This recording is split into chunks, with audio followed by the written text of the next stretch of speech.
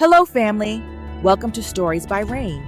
Please subscribe, leave a like, and share this video with your friends and loved ones. Don't forget to turn on notifications so you never miss our future videos. Thank you so much for your support. Let us dive into the story. Leanne didn't sleep that night. She paced her room, the photograph of Marina clenched in her hand. Her thoughts were a storm, each one crashing into the next. The father who had built her world, who had raised her to be strong and independent, was a man of ruthless ambition. And the husband she barely trusted, whose presence in her life had been a lie, was fighting for something undeniably pure.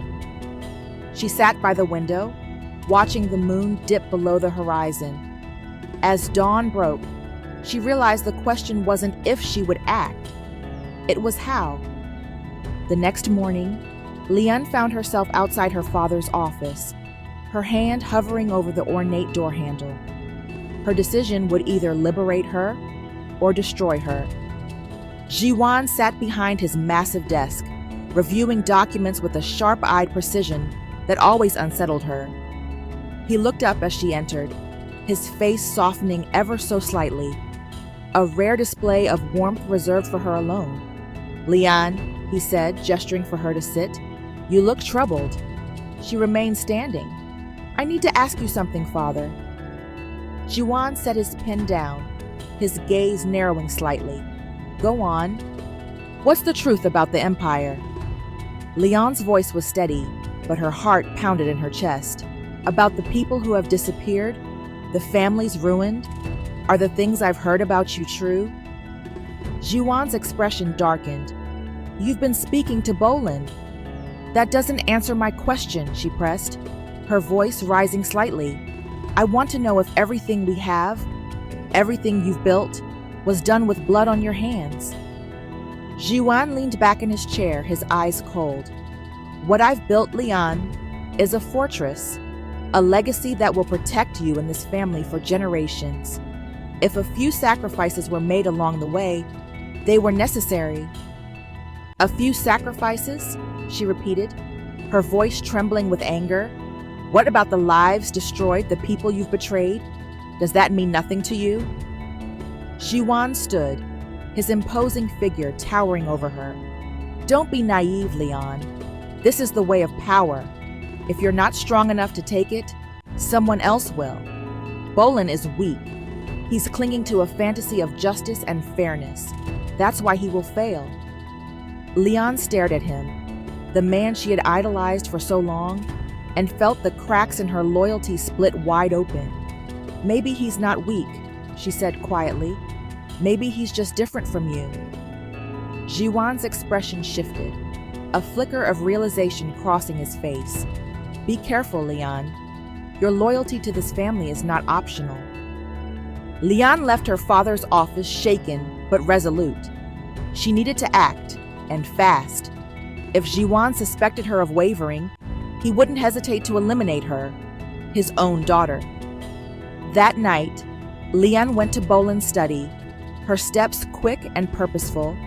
She closed the door behind her, leaning against it for a moment before speaking. "I've made my decision." Boland looked up from his papers, his expression guarded. "And?" "I'll help you," she said, her voice firm, "but on my terms." Boland stood, his eyes narrowing. "What does that mean?" "It means," she said, stepping closer, "that I won't betray my father without a plan that guarantees success. If I do this, it has to matter. We take him down completely, or we don't do it at all." Boland studied her, searching for any hint of deception. "You understand what this means, don't you? Once you choose this path, there's no going back." "I know," she said, her voice quieter now, "but I won't let him destroy any more lives. Not yours, not Marina's. I'm with you, Boland, all the way." Leanne and Boland began meeting in secret, away from the prying eyes of Jiwan's loyalists. Ming joined them, his initial distrust of Leanne tempered by her sharp insights and resourcefulness. Leanne provided them with critical information about Jiwan's operations, hidden accounts, shipment schedules, and the names of his most trusted allies.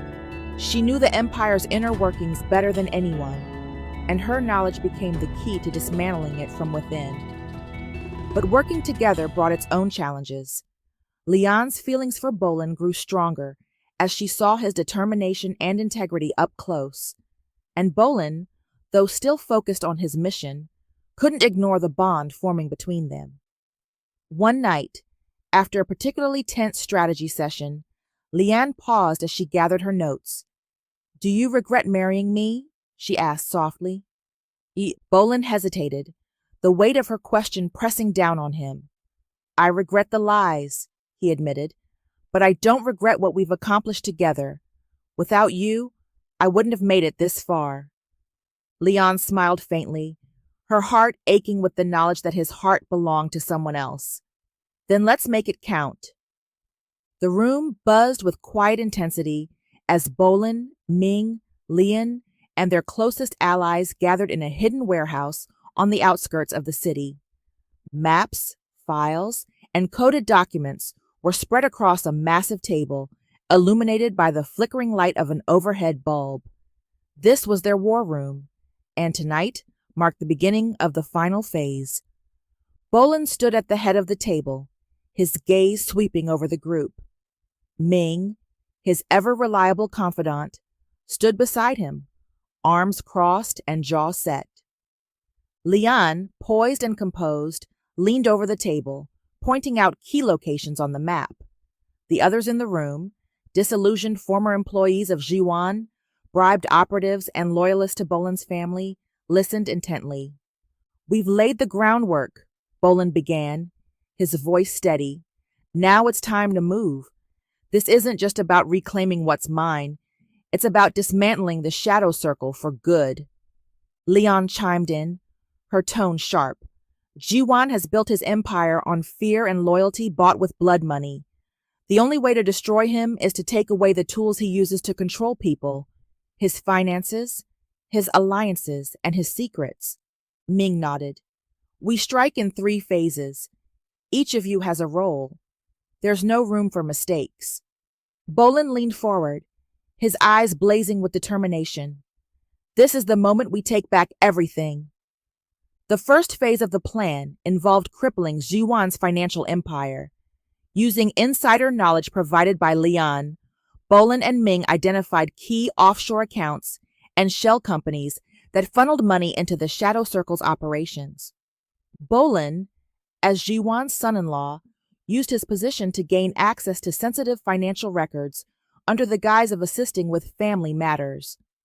Leanne played her part perfectly, subtly steering Jiwan's attention away from Bolin's activities. During one tense moment, Jiwan noticed discrepancies in a report and summoned Bolin to his office.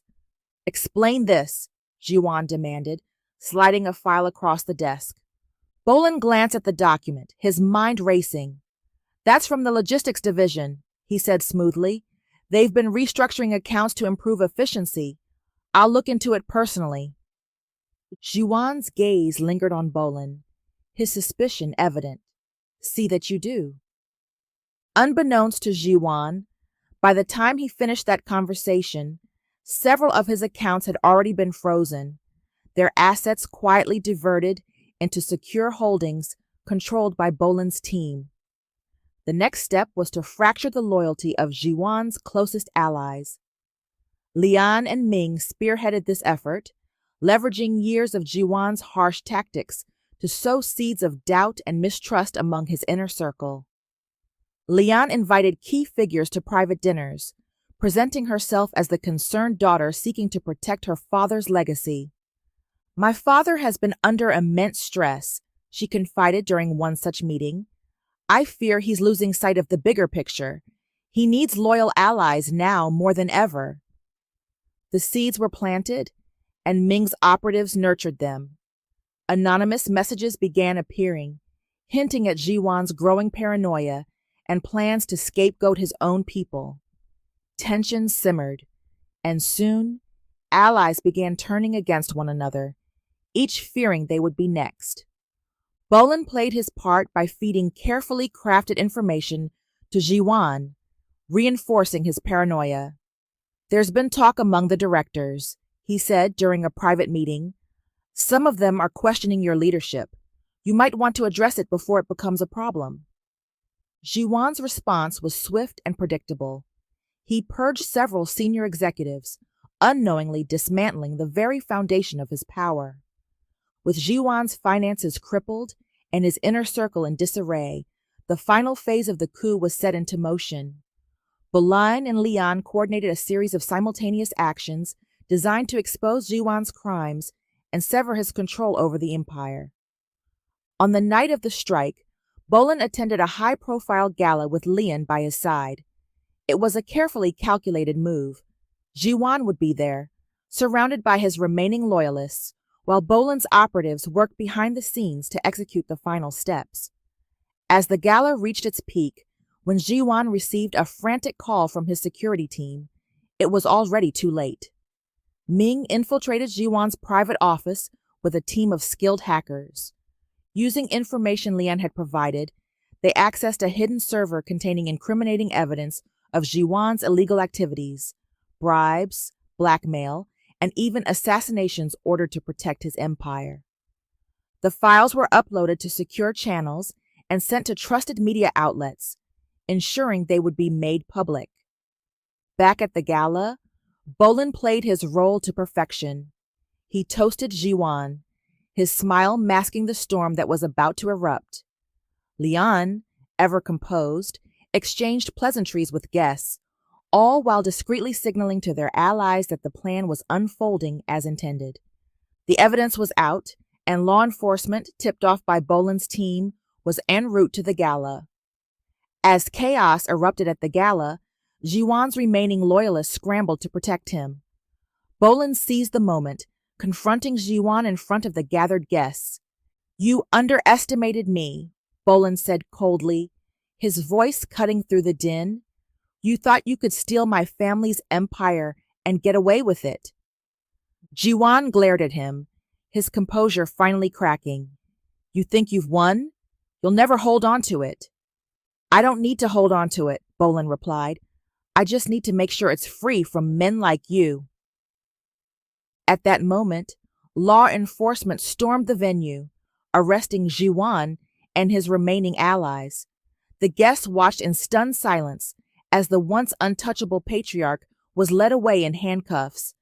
With Jiwan defeated and the shadow circle dismantled, Bolin reclaimed his rightful place at the head of the empire. Leanne, though no longer by his side as his wife, remained a trusted ally, helping him rebuild the empire on a foundation of integrity and transparency. Ming stood beside Bolin as they surveyed the empire's restored headquarters. "You did it," Ming said quietly. "Your family would be proud." Bolin nodded, his thoughts drifting to Marina. "It's not over yet," he said. "There's still one more thing I need to do."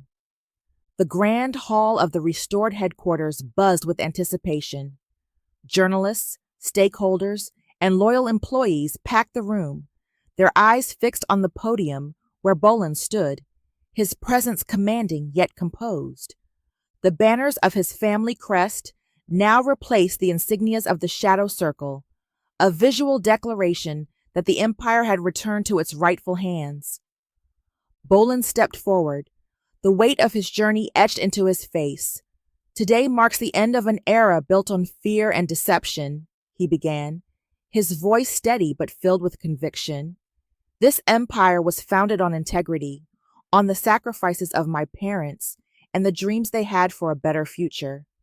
Today, we honor that legacy by rebuilding, not with lies or force, but with transparency, justice, and unity." The room erupted into applause, but Bolin's mind wasn't on the crowd. His thoughts drifted to Marina and their future together.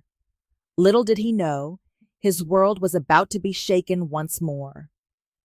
Ming entered the room just as Bolin finished his speech. His usually stoic expression was replaced with one of panic and exhaustion. Bolin noticed immediately and signaled for the applause to quiet down. After dismissing the crowd, Bolin turned to Ming, his brows furrowed. "What's wrong?" Ming hesitated, his lips pressing into a thin line. "I need to speak with you. Alone." The tension in Ming's voice was unlike anything Bolin had heard before. They moved to Bolin's private office, the heavy doors closing behind them. "Ming," Bolin said, his voice firm. "What happened?" Ming took a deep breath, his hands trembling slightly. "There's something I've been keeping from you, something I thought would keep you safe." Bolin's jaw tightened. "Spit it out." "You have a son, Bolin," Ming said, the words tumbling out. "With Marina." For a moment, time seemed to freeze. Bolin stared at Ming, his mind struggling to process the revelation. Then, a smile broke across his face, a rare, unguarded moment of pure joy. "I have a son," he whispered, his voice filled with wonder. "A baby boy?" Ming nodded, but his expression remained grave. "Yes, Hao Chao. Marina named him after you and your father." But before Bolin could revel in the moment, Ming's next words shattered his joy. "But Marina and the baby, they're gone. I went to Lagos to bring them here, but they've disappeared." "What do you mean, gone?" Bolin's voice rose, a mixture of disbelief and fury. "You were supposed to protect them." "I did everything I could," Ming said, his tone defensive but laced with regret. "I made sure they had a safe place, transferred money regularly, and kept them off the radar. But when I got there, the apartment was empty. No signs of struggle, no leads. It's like they vanished." Bolin slammed his fist on the desk, the sound echoing in the room. "You knew I had a son, and you didn't tell me," he growled. "You hid my family from me, and now you've lost them?" Ming held his ground, though his voice softened. "I did it to protect them, Bolin. If you knew, you would have gone to them. And with the shadow circle watching your every move, you would have led them straight to Marina and the baby." Bolin turned away, running a hand through his hair as he tried to calm the storm inside him. "And now? Where does that leave us? My wife? My son? They could be anywhere. Or worse." "They're alive," Ming said firmly. "I know they are, but finding them won't be easy." Despite his anger, Bolin knew Ming's decision had been made out of loyalty and a desire to protect. Now, that same loyalty would be crucial in the search for Marina and Hao Chao. "We start now," Bolin said, his voice resolute. "No delays, no excuses. I want every resource we have working on this." Ming nodded, already formulating a plan. "I'll go back to Lagos. There might be something I missed. And I'll reach out to our allies," Bolin added. "The shadow circle may be dismantled, but there are still remnants. Someone might know something." The two men worked tirelessly, combing through every possible lead. Bolin called in favors, reactivated old networks, and even used his new position of power to access resources he had previously been denied. Meanwhile, Ming returned to Lagos, scouring the apartment and surrounding areas for any clue, no matter how small. After days of dead ends, Ming received an anonymous message. The note was delivered to the safe house he was using in Lagos, written in clean, precise handwriting. "If you want to find her, follow the threads of the empire you destroyed. Not all shadows are gone." Ming returned to China with the message, showing it to Bolin. The two men stared at the note, their minds racing. "Threads of the empire," Bolin murmured. "It has to mean someone from the shadow circle, someone who still holds influence." "But why would they take Marina and the baby?" Ming asked, his frustration evident. "The shadow circle is broken. What would they gain?" Bolin's expression darkened. "Leverage. They think they can control me by holding my family hostage." The note reignited their search. Bolin and Ming narrowed their focus to the shadow circle's remnants, tracking down anyone who might still be loyal to Zhuan. Each interrogation brought them closer, peeling back layers of deceit and uncovering a web of hidden players who had escaped their initial purge. As they dug deeper, Boland's determination grew fiercer. Every lead, no matter how small, was pursued with relentless intensity. The empire was his now, but none of it mattered without Marina and Hao Chao. "I'll find them," Boland vowed one night as he stared out the window of his office. "No matter what it takes." The tension in the room was palpable as Ming handed Boland the file. Boland's breath caught in his chest as he opened it, his fingers trembling slightly. Inside was a grainy photograph, but there was no mistaking the figures. A woman with Marina's unmistakable poise and grace held a small child wrapped in a blanket, the baby's tiny hand peeking out. Boland's heart raced as his eyes locked onto the timestamp. It was recent, barely 3 days old. "It's Marina," Ming said, his voice barely above a whisper but filled with urgency. "And that's Hao Chao." Boland's vision blurred with a mixture of relief and rage. Relief that they were alive, rage that they were still out of his reach. "Where was this taken?" he asked, his voice low but sharp. Ming hesitated, his jaw tightening. "Beijing, China." For a moment, the world seemed to tilt. Boland's mind raced with possibilities, each one darker than the last. Beijing? How did they end up here? Who brought them back? Was it the Shadow Circle? Was it someone else? Boland slammed the file shut. His decision was immediate. "We leave now." Ming placed a steadying hand on Boland's shoulder. "Boland, wait. We can't rush into this. If they're in Beijing, it's not by accident. Someone wanted them there. We need to find out who and why before we move." Boland shrugged him off, his voice a growl. "Every second we wait, they're slipping further away. I'm not sitting here while my wife and son are so close." Ming held his ground, his tone firm but measured. "You're not thinking clearly. If this is a trap and it feels like a trap, you walking into it will only make things worse. Let me reach out to our contacts in Beijing first." Boland glared at him, his anger simmering just beneath the surface. "You've kept them from me long enough, Ming. Don't ask me to wait now." Ming sighed, knowing there was no stopping him. "Fine," he said reluctantly, "but we do this smart. I'll coordinate with our team in Beijing while we're in transit. We need to know who's pulling the strings." As they boarded a private jet, Boland stared out the window, his mind consumed by questions. Beijing wasn't just a random location. It was the seat of his family's empire, and a city still crawling with remnants of the Shadow Circle. Whoever had Marina and Hao Chao wasn't hiding. They were making a statement. Ming, seated across from him, studied the photograph again. "Look at the crowd," he said, pointing to the blurry figures around Marina. "They're blending in. No security detail, no obvious threats. Whoever's behind this wants them to appear normal. But why?" Boland clenched his fists, his jaw tightening. "They're bait," he said bitterly. "Someone wants me to come to them." Ming nodded grimly. "And the question is, who? Is it someone we missed during the coup? Or someone new?" As the jet sped toward Beijing, Ming's phone buzzed with an encrypted message. His brows furrowed as he read it aloud.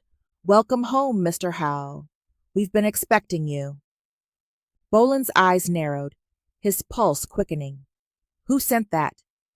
Ming shook his head. "No signature, but whoever it is, they know we're coming." Hours later, as they landed in Beijing, the city's skyline loomed ominously in the distance. The air felt heavier, charged with unseen tension. Boland and Ming exited the jet, their movements quick and deliberate. "We start at the location from the photo," Ming said, pulling up the coordinates on his phone. The street is in a densely populated district. If Marina's still there, we'll find her."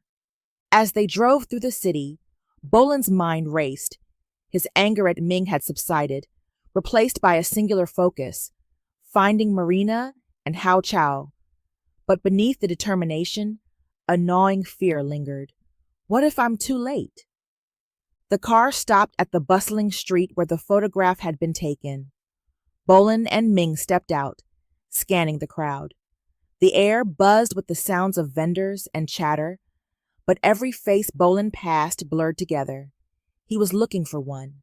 Then, across the street, he saw her.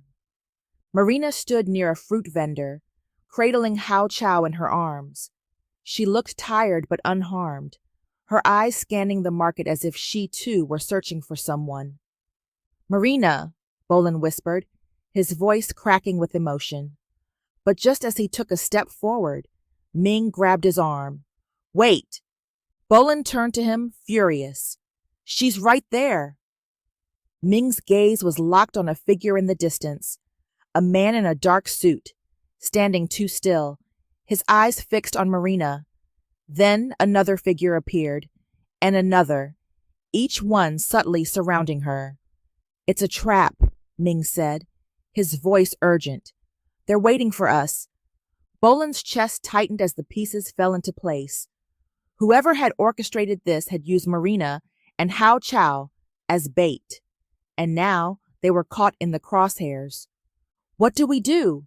Bolin asked, his voice a mix of desperation and fury. Ming's eyes darted around, calculating their next move. "We get her out, but we'll need a distraction." Bolin's heart pounded as he watched Marina, so close yet still out of reach.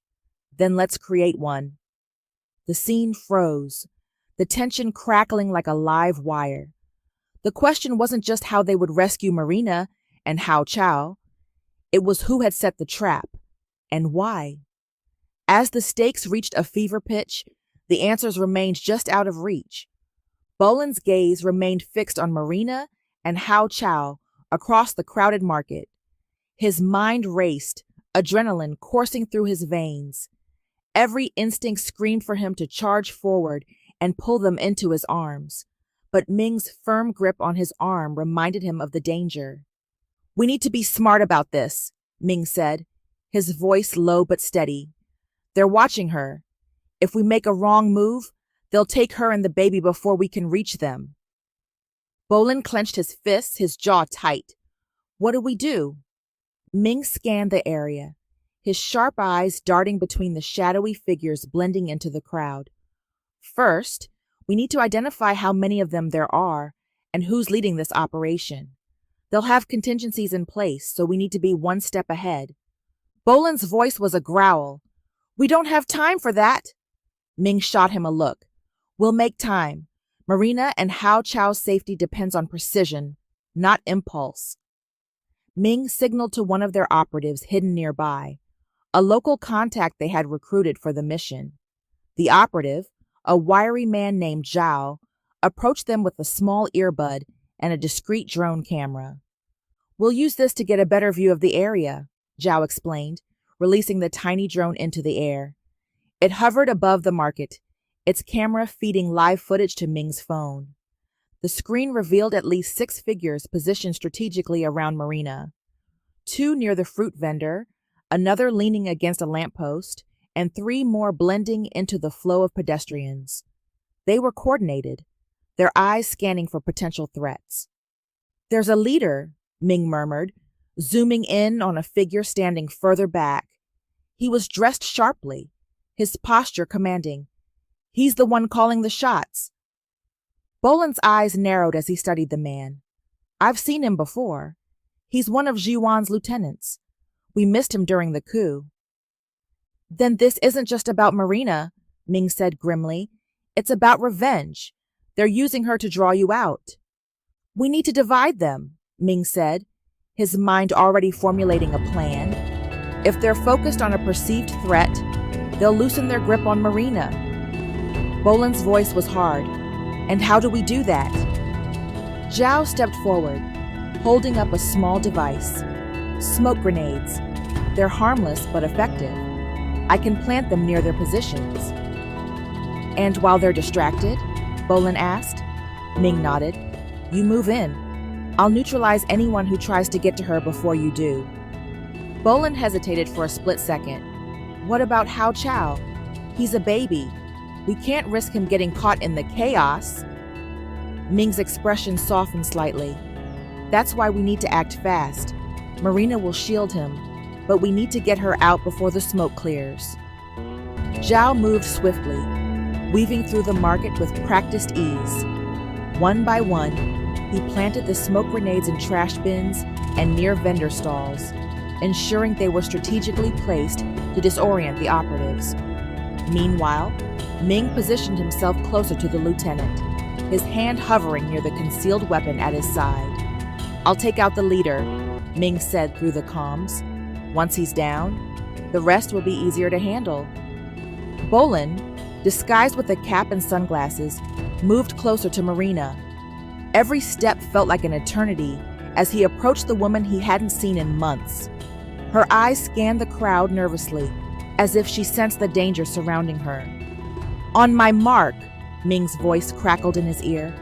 3, 2, 1. The smoke grenades erupted in plumes of thick white fog, blanketing the market in confusion. Shouts filled the air as vendors and shoppers scrambled to escape the sudden cloud. The operatives surrounding Marina reacted immediately, their hands darting to concealed weapons as they tried to locate the source of the disturbance. Bolin used the chaos to his advantage. He slipped through the crowd, his eyes locked on Marina. Marina! He called out, his voice cutting through the noise. Her head snapped toward him, her eyes wide with shock and recognition. Bolin, she whispered, clutching Hao Chao tighter. Before she could say more, Bolin reached her side, his arms encircling both her and the baby. I've got you, he said, his voice firm but gentle. We're getting out of here. Meanwhile, Ming confronted the lieutenant, who had already realized the distraction was a trap. The man drew a weapon, but Ming was faster, disarming him with a swift, calculated movement. Did you really think this would work? Ming growled, his fist connecting with the man's jaw. The lieutenant smirked through the blood dripping from his lip. You think this ends here? We'll always find them. Ming's expression hardened as he delivered a final blow, knocking the man unconscious. Not if we find you first. The remaining operatives, disoriented by the smoke, were quickly subdued by Zhao and the backup team. Within minutes, the market was cleared of immediate threats. Bolin, Marina, and Hao Chao were hurried into a waiting car, Ming sliding in beside them. Bolin held Marina close, his hand gently resting on Hao Chao's tiny head. For the first time in months, he felt whole. I thought I'd lost you, Bolin murmured, his voice breaking. I thought I'd never see you again. Marina looked up at him, tears streaming down her face. I tried to stay hidden, Bolin, but they found us. I didn't know if you'd ever come. I'll never stop coming for you, Bolin promised, his voice filled with conviction. As the car sped away, Ming leaned forward, his face grim. This isn't over. Whoever sent them will come back stronger. Bolin's jaw tightened, his resolve steeling. Let them try. They'll never take my family again. Back at a secure safe house, Marina finally rested, Hao Chao asleep in her arms. Bolin watched them from across the room, his heart filled with both relief and rage. Ming approached quietly. The lieutenant said something before I knocked him out, he said. They weren't just here to kidnap Marina and Hao Chao. They were here to send a message. To me, Bolin said, his voice low. Ming nodded. And whoever's behind this isn't done. This was just the beginning. Bolin's eyes burned with determination as he looked at his family. Then we'll be ready. They want a war? I'll give them one. What did you learn from this story? Share your thoughts in the comments section below. If you enjoyed this, please leave a like subscribe to the channel, and turn on post notifications so you never miss an update. Don't forget to share this video with someone who too would love it. Thank you so much for watching.